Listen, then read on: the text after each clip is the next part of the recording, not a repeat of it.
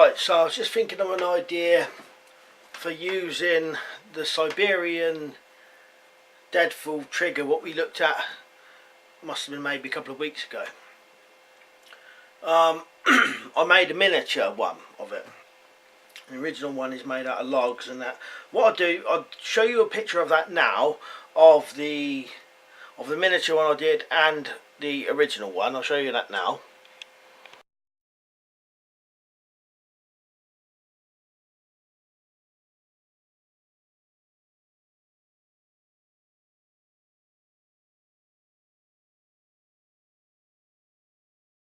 Right, so it's the one with the trigger where it gets pushed forward and it sets it off, but it relies on having sides on the trap. So I was thinking, I wonder if there's a way you could do it without having the sides and doing it kind of like a deadfall, like a normal deadfall trigger.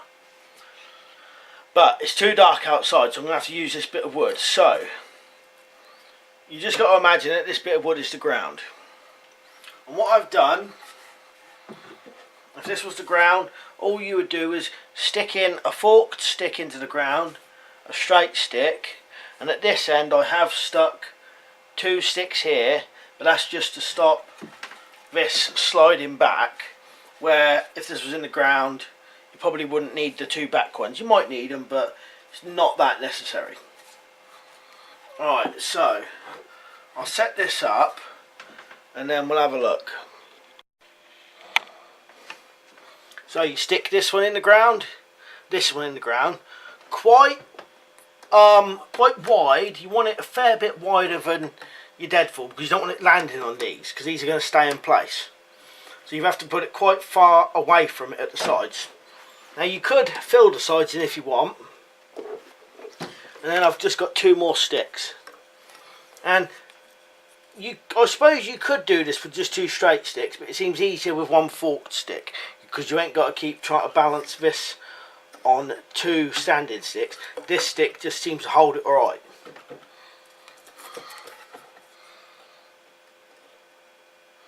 So get that balancing good there. Now this one I have slightly cut it so it fits here a little bit better, otherwise it slides off, but then you're going to want it to be fairly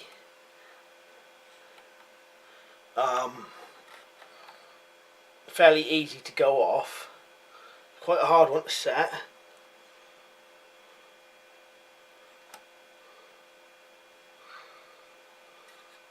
If I had a couple of guides down the back there, it'd probably be easier.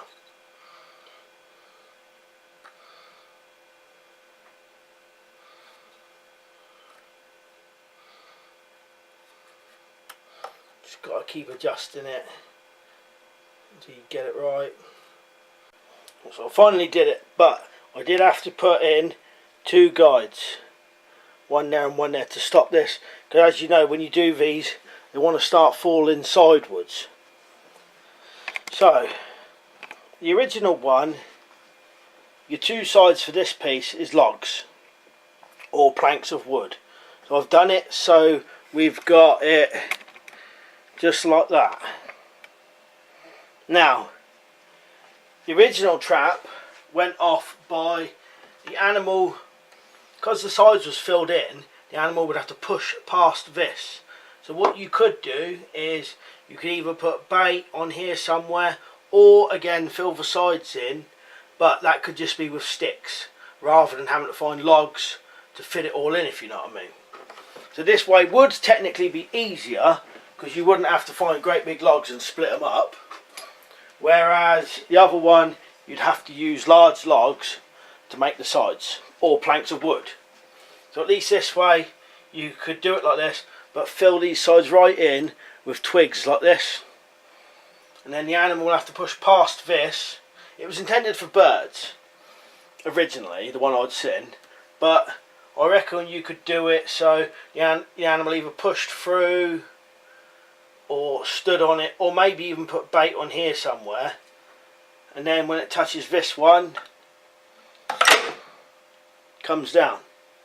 It's not the easiest trap to set off, but it's an option, I reckon. Right, so yeah, that's that trap. I think it definitely could be maybe a viable kind of trap. A bit easier to make than the full log version anyway. Right, and before you go, I just wanted to say I've done another book. I can't show you it yet because I haven't got a copy yet, but it's on Amazon now. I could probably put a link and put a picture to it if you want. It's called Practical Homemade Live Traps, and it's just a book about some live traps which I like using, kind of like I wouldn't say I'd probably say maybe kind of like my favourite type ones, or the ones that if I was using in the garden or whatever, I would use. These are the ones I use most often, if you know what I mean. So yeah, so check it out if you want to. When I get the book, I'll do a proper video of it as well. So anyway, cheers for watching, and I'll see you later.